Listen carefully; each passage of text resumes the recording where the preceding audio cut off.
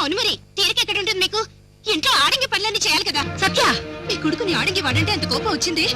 నా మొగుడిని ఆడంగి వాళ్ళ చూస్తుంటే నాకింత ఆవేశం రావాలండి. మీ కొడుకు పర్సనాలిటీ చూసి పెళ్లి చేసుకోలేదు అత్తయ్య. ఎర్రగా బుర్రగా ఉన్నాడు. పుట్టబోయే పిల్లలు తెల్లగా పుడతారని ఇంతో తాడు కట్టించుకోలేదండి.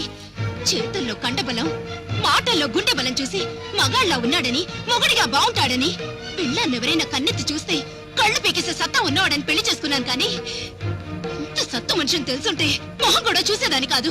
ఇదిగో మీకు ఇప్పుడే చెప్తున్నాను, మీరెళ్ళి ముద్దు కృష్ణ గారి భార్య బిడ్డల్ని కాపాడి తీసుకురాకపోతే నేను మా పుట్టింటికి వెళ్ళిపోతాను. నీకేమన్నా పిచ్చా? మొగుడు మంచోడు కాకపోతే వెళ్ళిపోయేవాళ్ళు ఉంటారు గాని పక్కింటోడి పెళ్ళని తీసుకురాకపోతే వెళ్ళిపోతానంటావేంటి? అదంతా నాకు తెలీదు. ఆయన భార్య బిడ్డ ఇంటికి క్షేమంగా వస్తేనే నేను ఇంట్లో ఉంటాను, లేకపోతే మీకు విడాకులు ఇస్తాను. అలా అనకూడదు సత్య. మనకు మన ఫ్యామిలీయే ముఖ్యం. నేను బాగున్నానా, నా పెళ్ళాం బాగుందా, నా తల్లి బాగుందా, ఇవే నాకు ఇంపార్టెంట్. ఇదేనా మీ ఆఖరి మాట? ఖచ్చితంగా అంతే.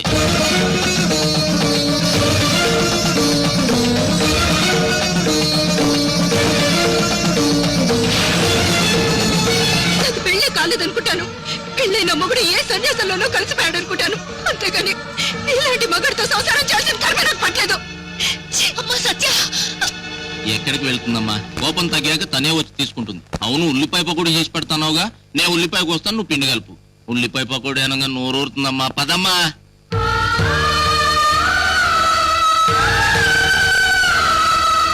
ఏం ఉల్లిపాయలో ఏంటో, రేట్ ఎక్కువను సైజ్ తక్కువ. ఇప్పుడు ఉల్లిపాయ పకోడీలు అంత అవసరమా? అదేంటమ్మా అలా అంటావు? అందుకేగా నాతో శనగపిండి తెప్పించావు. పిండినే ఉందిరా, అవతల నీ పెళ్ళం వెళ్ళిపోతుంది. ఎక్కడికి వెళ్ళదులేమ్మా. అయినా పక్కింటోళ్ళ గురించి మనకెందుకు చెప్పు. నాన్న ఏం చెప్పాడు? నువ్వు బాగుంటే నీ ఫ్యామిలీ బాగుంటదిరా, ఫ్యామిలీ బాగుంటే నీ ఊరు బాగుంటదిరా అని చెప్పాడు. చేతల్లో కండబలం, మాటల్లో గుండె బలం చూసి మగాళ్ళ ఉన్నాడని, మొగుడుగా బాగుంటాడని, పెళ్ళాన్నెవరైనా కన్నెత్తి చూస్తే కళ్ళు పీకేసే సత్తా ఉన్నవాడని పెళ్లి చేసుకున్నాను. కానీ ఆ రోజు నేను చూసిన ఆ మగాడు వేరు, ఇప్పుడు నేను చూస్తున్న ఈ మొగుడు వేరు. మనిషికో మాట, గొడ్డుకో దెబ్బ అంటారు. మనిషిని అనుకుని చాలాసార్లు చెప్పి చూశాడు. పశువును నిర్ణయించుకున్నాడు. బెత్తంతో కొట్టడం ఇష్టం లేక చావుతో అమ్మ పసుపు కుంకాలతో కొట్టాడు. చూడమ్మా, నాన్న చేసిన త్యాగానికి అర్థం ఉందనుకుంటే నేనొక్క మాట అడుగుతాను, సమాధానం చెప్తావా? నీ మెళ్ళో బంగారం కోసం ఎవడో రౌడీ బజార్లో నిన్ను చంపబోతుంటే కాపాడండి కాపాడండి అని పక్క వాళ్ళని అడగవా? నా కొడుకో మొగుడో వచ్చి కాపాడుతాళ్లే అని అక్కడే నిలబడతావా? నాన్న సిద్ధాంతం ప్రకారం అయితే జనం కూడా నిన్ను కాపాడకూడదమ్మా. మా అమ్మ కాదుగా, మా అక్క కాదుగా, మనకెందుకులే అని నిన్న రౌడీలకు అప్పగించి వెళ్తారు. రోడ్డు మీద వెళ్లేప్పుడు కాలికి ముళ్ళు గుచ్చుకున్నా, గాజు పెంకు గుచ్చుకోకపోయినా ఇంకొకళ్ళకి గుచ్చుకోకూడదని ఆ గాజు పెంకుని తీసి దూరంగా పడేస్తాం. అంతేగాని మనకెందుకులే అని వెళ్ళిపోంగా ఇంటి ముందు కడుక్కునేవాడు వచ్చి మాతా కవళం తల్లి అంటే ఇంత అన్నం ముద్ద పెడతామే. అలాంటిది సాటి మనిషి ప్రాణాలు పోతుంటే కాపాడడం తప్ప అమ్మా? తప్పని ఎవడికి వాడు తప్పించకపోతే ఈ దేశంలో రాత్రే కాదమ్మా, పట్ట పగలు కూడా నడి రోడ్డు మీద ఆడది తిరగలేదమ్మా.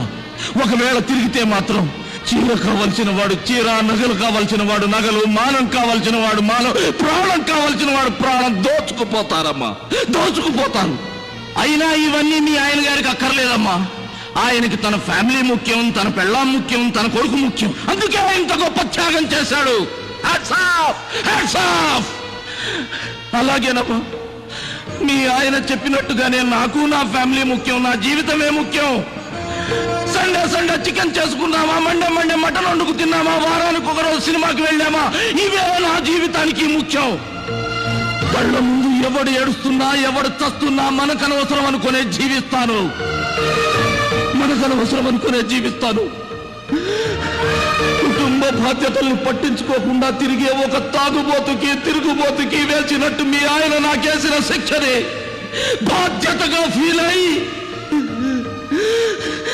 చీము నెత్తురు చచ్చిన వాడిలా, కండబలం ఉండి కుంటివాడిలా, గుండె బలం ఉండి గుడ్డివాడిలా, బండ రాయిలా బ్రతుకుతానమ్మా. మీ ఆయన ఆత్మకి సంతృప్తిని కలిగిస్తాను, సంతృప్తిని కలిగిస్తాను, సంతృప్తిని కలిగిస్తాను.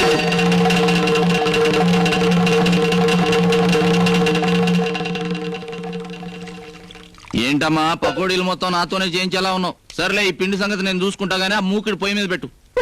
ఒక్క పకోడీ లేట్రా, ఊరిలో గారెలు అన్ని చేసి పెట్టాను. ముందు ఆ తల్లిని బాబుని కాపాడరా. భలే దానివమ్మా, నాన్నేమన్నారు? మనము మన ఫ్యామిలీ. తప్పేరా? పక్క వాళ్ళ గురించి పట్టించుకోకపోవడం తప్పేరా? అదేంటమ్మా అలా మాట్లాడతావు? పట్టించుకుంటే తప్పనేగా కాశ్మీర్ చలవరా ఉంగరం తొడిగావు, రాళ్లు మార్చావు. బుద్ధి లేక చేశానురా. మీ నాన్న పోరు భరించలేక చేశాను. కాపురం చేస్తాన్నాళ్ళు నా మొగుడి మాటలు విని విని కళ్ళు మూసుకుపోయి స్వార్థం పెరిగిపోయి అలా మాట్లాడాను. కానీ ఇప్పుడు చెప్తున్నాను బాబు, మన కోసం మనం బ్రతకడం కంటే పక్క వాళ్ళ కోసం చావడం మంచిదిరా. చావడం మంచిది.